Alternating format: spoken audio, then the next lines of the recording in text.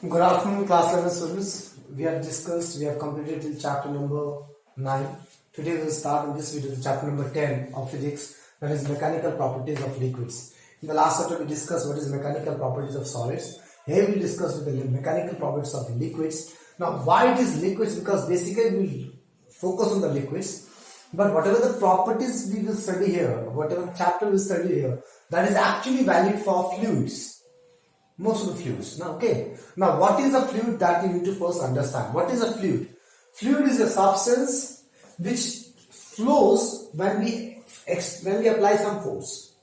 Okay. It doesn't move. It flows. That means it doesn't move in terms of mass. It flows in terms of volume. Anything which flows is always we can consider in terms of volume. Okay. That is called fluid. So, what is fluid? Substance starts flowing on application of force. A basic example is all the liquids and all the gases are commonly called as fluids. Now, why this chapter then is called as mechanical properties of liquids? Because in this chapter we will discuss only with respect to the liquids. Okay, but most of the things are valid for gases also. Now, under this topic, the first thing you need to understand is what is fluid exert thrust. This you will study from your refresher, but I will discuss here something. Okay, when you get this topic, fluid exert thrust, mark down the whole paragraph, then start reading it. What I am trying to say. Now see, what I am trying to say. For example, this is a container which contains liquids. Water है इसके अंदर. Okay, basically deal with water. So what happens now? At normal room temperature, the water molecules are randomly moving in all directions. ऐसे करके water molecules randomly move कर रहे होते हैं with some velocities.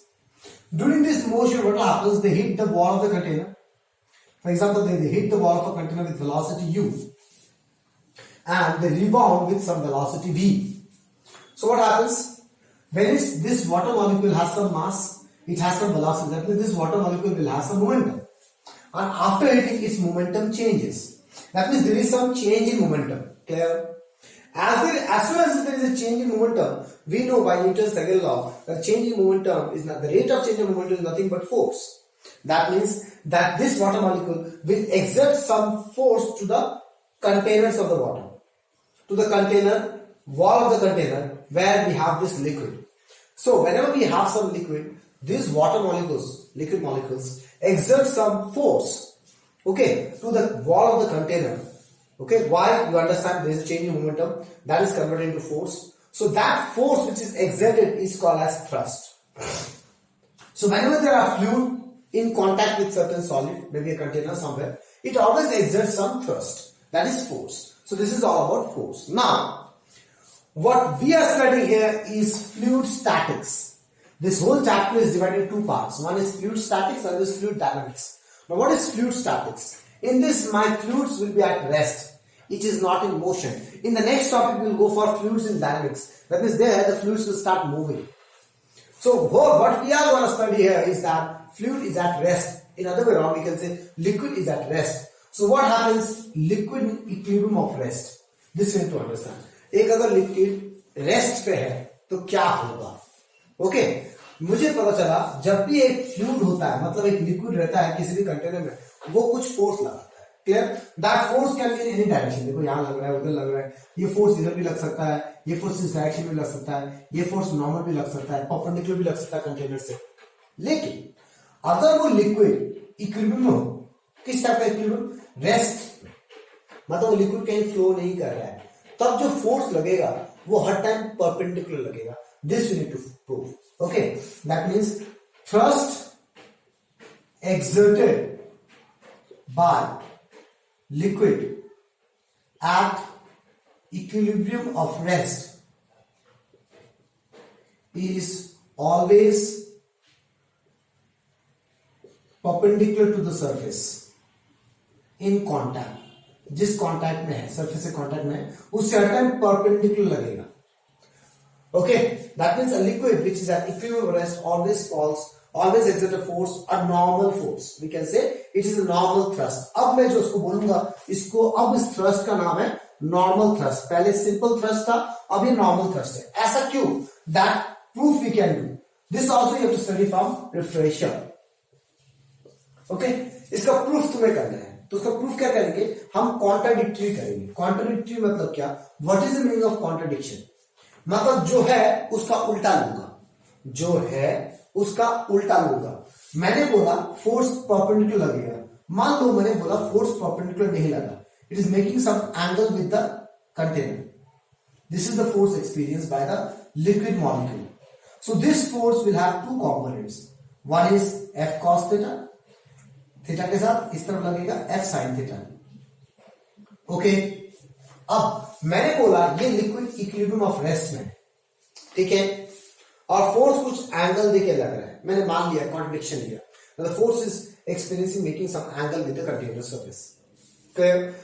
तो जैसे मैंने कोई कंटेनर सरफेस एंगल लिया, that force has two component in which F cos theta component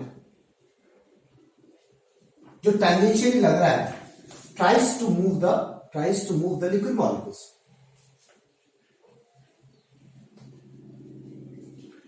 ये लिक्विड मॉलिक्यूल्स को मूव करेगा, but in liquid at equilibrium of rest, जो इक्विलिब्रियम रेस्ट में है, the liquid molecules does not move. कोई liquid molecule move नहीं कर रहा होता है.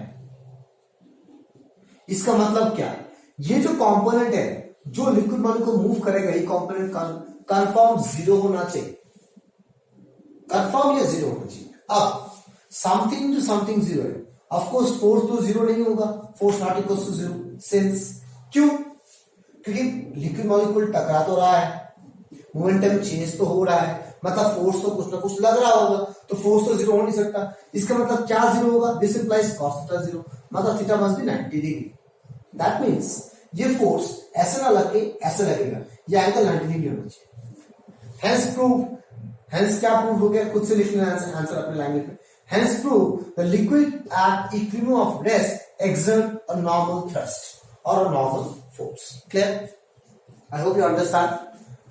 So what we discussed till now, what is a fluid? Fluid is any substance which start moving, flowing, not moving, flowing whenever we applied some force. Flow matlab it always flow in terms of volume. Next we understand, if you take any fluid, we take a liquid, we take a gas, it always exerts some force to the container of the wall. Container of the wall, the wall of the container. Okay.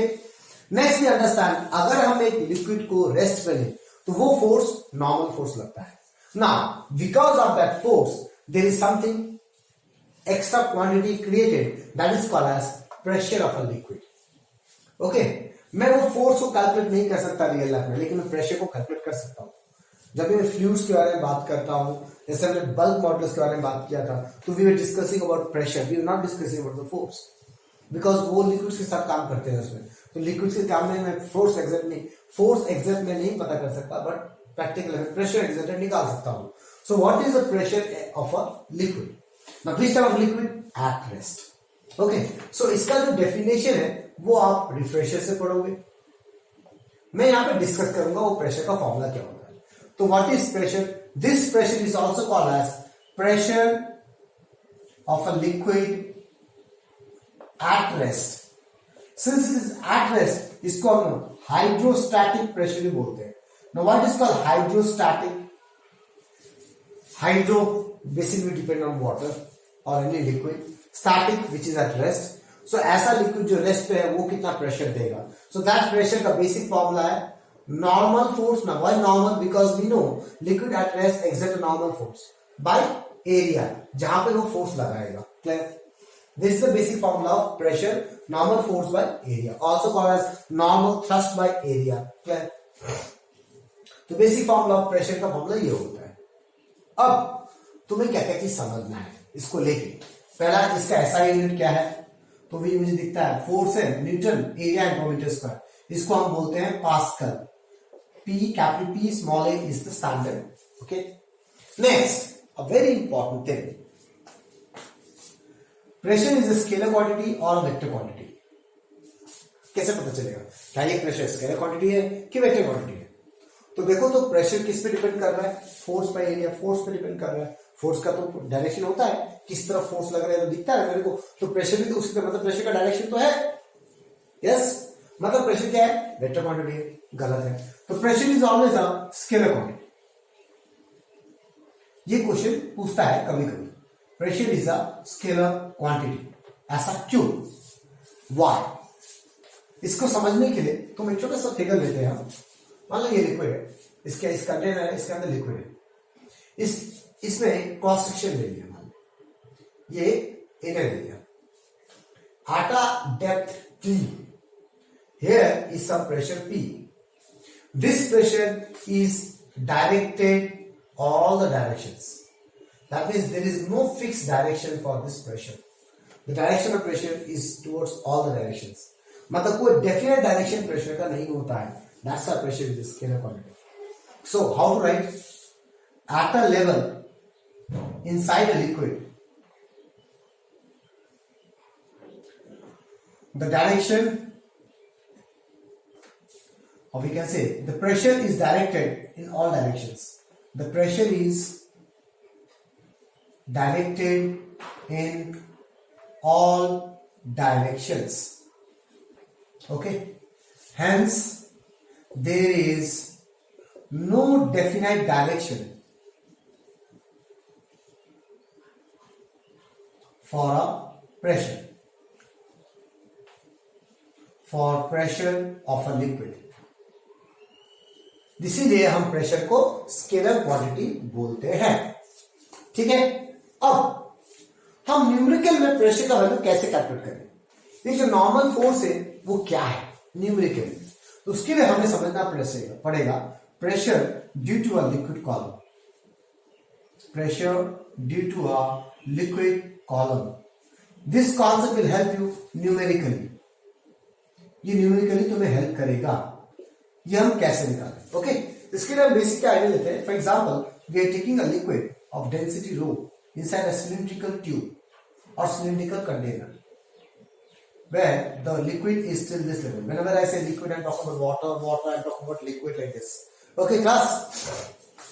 The second क्या है? मान लो height h है, तो ये हो गया एक liquid column of height h. तो due to this liquid column at height h, what is the pressure here? यहां का प्रेशर कितना है?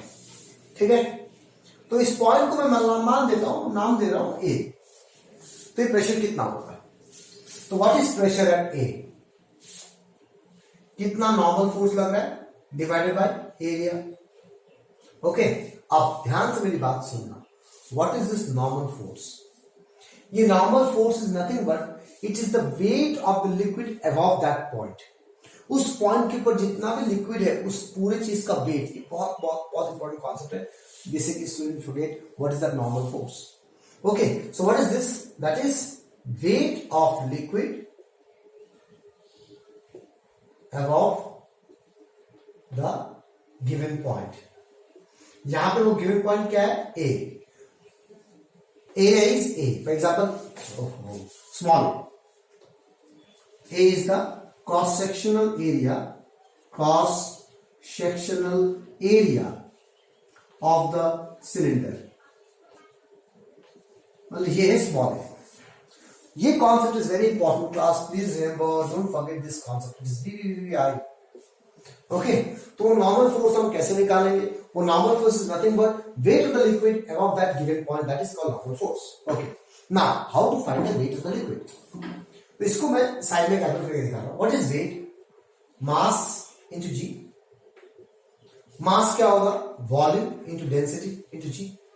Okay, where V is nothing but volume of this liquid. So can I say it is volume into density into G?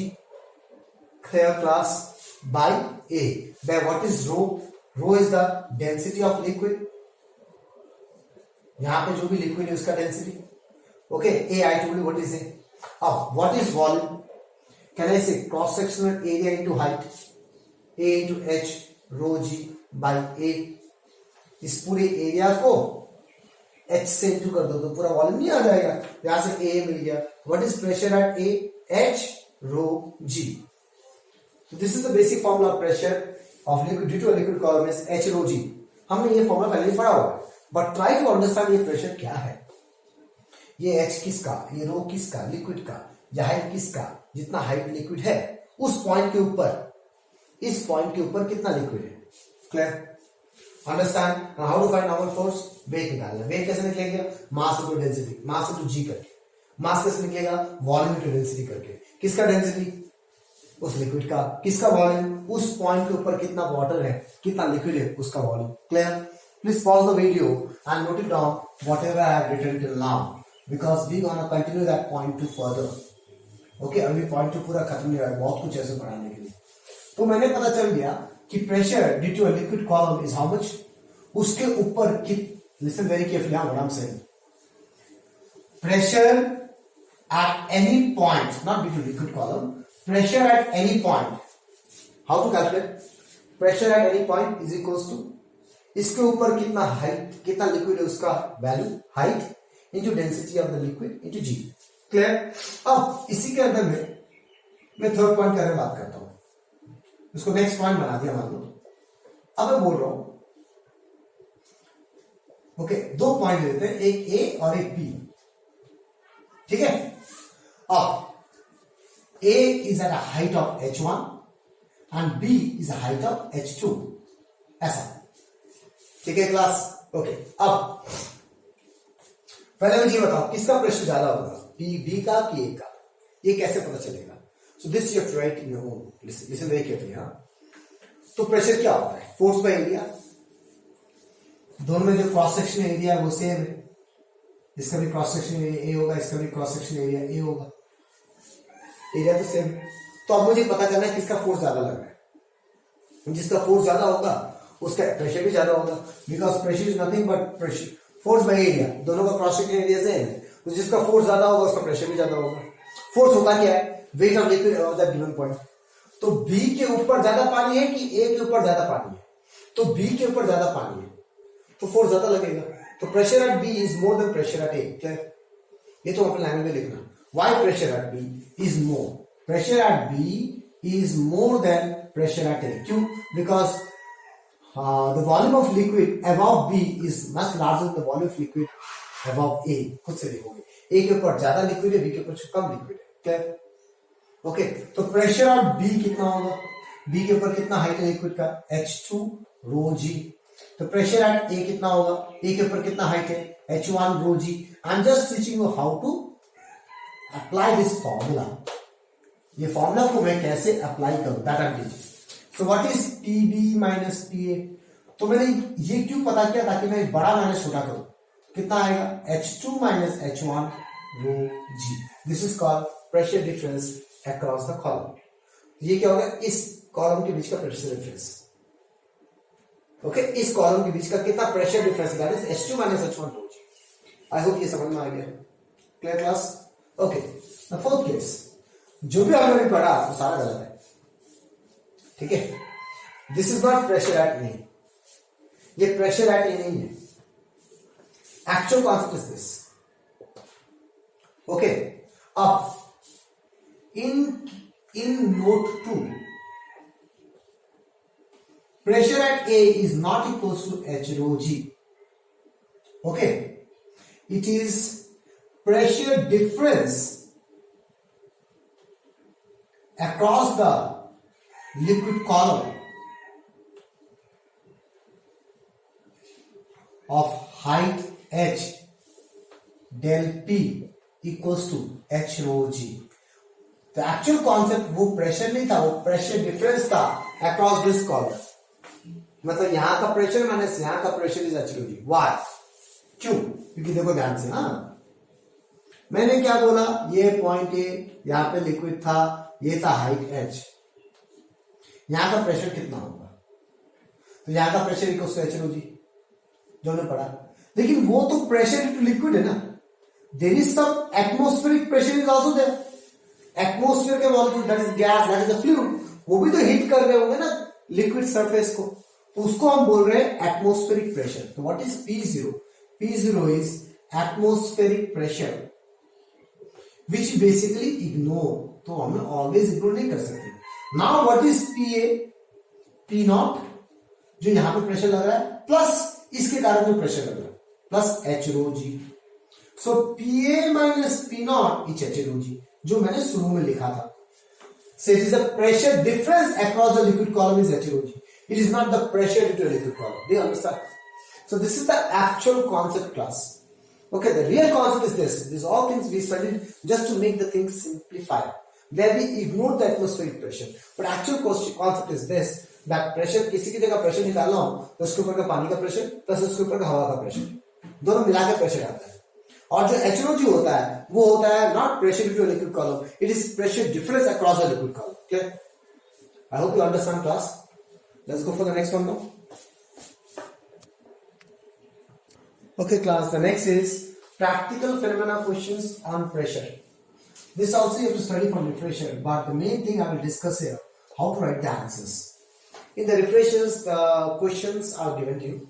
Some practical phenomena which depends on pressure. Some practical things are written to you and you need to understand physically in terms of physics कि ऐसा क्यों होता है.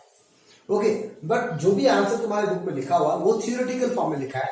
But what I want to say is that you have to support your answer, that is the theoretical way written in the books, with respect to the mathematical way which I am showing it here.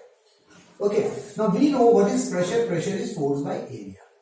अगर मैं force को constant कर दूं तो ये समझ में आ रहा है क्या कि pressure is inversely, if pressure is inversely proportional to area. From that we understand that this implies if area is more, pressure will be less. Okay, because that is, if area is more, this implies pressure is less. If area is less, this implies the pressure is more. यही चीज तुम्हें हर एक question में दिखेगा, हर एक conception problem में तुम्हें ये सर्च करना है. तो जब भी तुम में से कोई भी क्वेश्चन कुछ तुमसे पूछे तो तुम वो थ्योरी तो लिखोगे जरूर, but with respect to theory you have to explain this mathematical procedure also. Now see, let's talk about few examples. The most common example is our daily school bags. We go to school, we have a school bag or any bag you can talk about it. Okay, any bag, any luggage carrying bag. तो मैं for example school bag लिया, तो अब मैं अगर नया school bag खरीदने जाऊं, अगर मैं खरीदने जाऊं, तुम्हारा मुझे नहीं पता, तो अगर मैं खरीदने जाऊं तो मैं ब्रॉडर स्ट्रिप्स वाला स्कूल बैग लूंगा, थिक स्ट्रिप्स वाला स्कूल बैग नहीं लूंगा. स्ट्रिप्स होता है जो कंधे में जो लगाते हैं, वो मोटा चौड़ा वाला चाहिए मेरे को, पतला वाला नहीं चाहिए. क्यों? I think you all have experienced कि अगर मैं पतला वाला लूंगा तो दर्द होता है कंधे में ज्यादा, लेकिन मोटा वाला लूंगा, चौड़ा वाला लूंगा तो दर्द कम होता है. ठीक है, यही और एक रीजन है मैं कोई भी काम ना ग्लव्स लगा ही करूं. वो गंदा वाले का बात नहीं कर रहा मैं, ठीक है ना, गंदा वाले का बात नहीं कर रहा. गंदा के कारण मैं ग्लव्स लगा के काम किया तो अच्छा हो गया, नहीं. कोई बहुत ही मतलब ऐसा कोई काम करने वाला चाहता हूं मैं जिसमें ज्यादा जरूरत, ज्यादा फोर्स चाहिए मेरे को, तो उसमें मैं एक मोटा ग्लव्स लगा कर मैं काम करूं तो वो काम जल्दी होता है. लाइक फॉर एग्जाम्पल, मुझे ना इस पेन का ना कैप खोलना है, ठीक है ना, ये कैप खुलता नहीं है तो मैं क्या करता हूँ, कपड़ा लेके जोर से मारता हूँ. तो ये क्या है, एक्चुअली ना we are increasing the area and all. Okay, ये सब मैं काम करता हूँ. तो चलो पहला बात करते हैं स्कूल बैग्स का. So everything is there, the books are not writing all those things. First is school bag. School bag में मान लो मेरे पास एक बैग है, बैग 1 BG1, जिसका पतला स्ट्रिप है, जो स्ट्रिप है वो थिन है, पतले पतले स्ट्रिप्स है. ओके, दैट मींस इसका एरिया कम है, एरिया स्ट्रिप्स. ओके, और दूसरा मेरे पास BG2 और एक बैग है जिसमें स्ट्रिप्स बड़े बड़े हैं, चौड़े चौड़े, मतलब इसका एरिया ज्यादा है. मैंने दोनों में 10 kg का सामान डाल दिया, मतलब मैंने क्या किया, फोर्स को कांस्टेंट कर दिया. दोनों में 10 kg का सामान, दोनों में सेम फोर्स है, तो किसमें दर्द ज्यादा होगा, किसमें चोट ज्यादा लगेगा, दर्द ज्यादा होगा, मतलब किसका प्रेशर ज्यादा होगा, तो जिसका एरिया कम होगा. तो एरिया कम पतले वाले का है, तो इसमें मुझे प्रेशर ज्यादा लगेगा. दोनों में फोर्स कांस्टेंट है. क्या वही कॉन्सेप्ट बुक में ऐसे लिखा हुआ, थ्योरी में मैंने मैथमेटिकली पढ़ा दिया आपको, बस this is the difference. Okay, similarly walking barefoot on small pebbles. What is pebbles? Small stones. और अदर वे राउंड में अगर सिंपल लैंग्वेज में बात करूं तो नोकीले, छोटे छोटे नोकीले पत्थर में अगर मैं नंगे पांव चलूं तो दर्द ज्यादा होता है मेरे को, लेकिन चप्पल पहन के चलो तो ठीक है, चलता है, चल जाएंगे. लेकिन अगर नोकीले पत्थर हो अगर चलूं तो मुझे दर्द होता है. क्यों होता है? मान लो ये आदमी है, ठीक है ना, इस आदमी की ये दो टांग है, कितना अच्छा फिगर बनाया गया हमने, ठीक है, ये नंगे पैर है. इस पूरे आदमी का वेट लगेगा नीचे की तरफ W. वो वेट कौन सपोर्ट कर रहा है? छोटे छोटे पत्थर, ऐसे करके छोटे छोटे पत्थर सपोर्ट कर रहे हैं, ठीक है ना। अब इस पत्थर का, इसको अगर बड़ा माइक्रोस्कोप से देखो तो इस पत्थर का जो एरिया है बहुत छोटा है, एरिया ऑफ कॉन्टैक्ट। तो अगर पूरा वेट कांस्टेंट है, फोर्स जो लग रहा है, चाहे छोटे पत्थर में चलूं कि बड़े बड़े पत्थर में चलूं, तो पूरा वेट कांस्टेंट हो गया। तो जिसमें एरिया कम होगा उससे प्रेशर ज्यादा लगेगा, तो मुझे ज्यादा प्रेशर लगेगा, इसमें दर्द ज्यादा होता है, जो छोटे छोटे नोकीले पत्थर होते हैं, क्या है। ओके, अब इसमें अगर मैं चप्पल पहन लूं तो क्या फर्क पड़ेगा बेटा? तो चप्पल पहन लूंगा तो दर्द क्यों नहीं होगा? कम दर्द होगा, दर्द नहीं होगा ऐसा नहीं है, कम दर्द होगा। नोकीले पत्थर में नंगे पैर से चलूंगा तो ज्यादा दर्द होता है, चप्पल पहन के चलूंगा तो कम दर्द होता है, ऐसा क्यों होता है? तो अगर मैं इसमें चप्पल ले लिया तो क्या होगा? मान लो एक चप्पल है ऐसे करके, पता नहीं चप्पल कैसे बनाऊंगा तुमने, ठीक है, मान लो ये चप्पल है ऐसे करके, चप्पल पहन लिया उसने, कितना अच्छा फिगर बनाया देखो, एक चप्पल है इसके ऊपर, ठीक है ना। अब चप्पल का थोड़ा सोल होगा, अब पत्थर है ऐसे करके, अब जो फोर्स लग रहा है ना वो यूनिफॉर्मली डिस्ट्रीब्यूट हो जाएगा इस एरिया पे, तो मुझे दर्द कम लगेगा, बिकॉज एरिया बढ़ा दे रहा हूं मैं, ठीक है। जो फोर्स लगता है वो यूनिफॉर्मली डिस्ट्रीब्यूट हो जाता है। Do you understand class? Okay, next, nails देखिए, नेल्स जिसको हम लोकल लैंग्वेज में काठी बोलते हैं, नेल्स, नेल्स का शेप ऐसा क्यों होता है? पॉइंटेड क्यों होते हैं एक एंड से? ठीक है, जरूरी है पॉइंटेड बनाना। मान लो मैंने एक नेल बनाया है ऐसा, तो क्या ये लकड़ी में नहीं घुसेगा? यही घुसेगा, ये नहीं घुसेगा लकड़ी के अंदर। मान ले मैंने इस नेल को लकड़ी के अंदर घुसा रहा हूं तो आराम से घुस जाएगा, क्योंकि नोकीला है।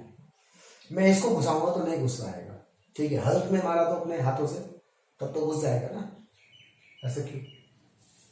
तो ये पॉइंटेड एंड्स बनाने का क्या मतलब है? मतलब मैं कम फोर्स देके भी ना घुसा सकता हूं उसको अंदर, क्यों? See, pressure equals to again force by area. इस केस में एरिया बहुत कम है, अगर एरिया कम है इसका मतलब क्या? प्रेशर ज्यादा लगेगा, तो एक फोर्स देके मैं ज्यादा प्रेशर क्रिएट कर सकता हूं। अगर एरिया ज्यादा हो गया तो सेम फोर्स कम प्रेशर क्रिएट करेगा, इसलिए नेल्स को नोकीला बनाया जाता है। क्लियर? और बात करते हैं, मान लो मैं सैंड, जो सैंड है, सैंड समझते हो ना, रेत, मान लो रेत में अगर मैं बेयर फुट चलूं, बेयर फुट, ओके, नंगे पांव चलो, तो चलने में असुविधा होती है, प्रॉब्लम होता है।